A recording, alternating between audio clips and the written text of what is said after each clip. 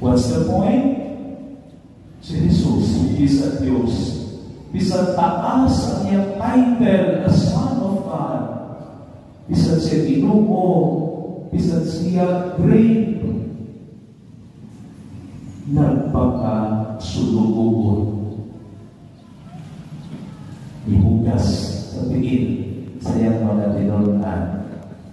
That's an example or greatest example of humility.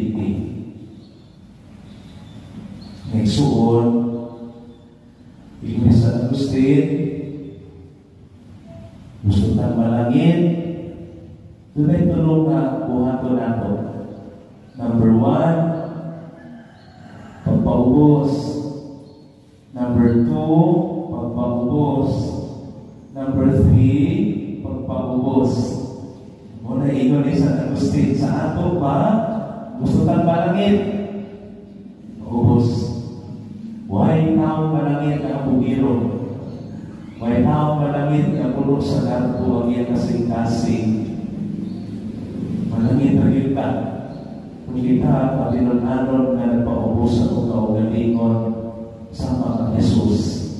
Nang ipaubos sa iyang kaugalingon, bisan siya Diyos, tumulungan ka nato.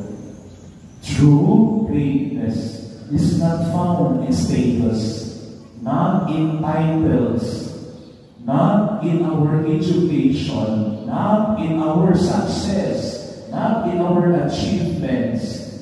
True greatness is rooted and found in humility. May God bless us all.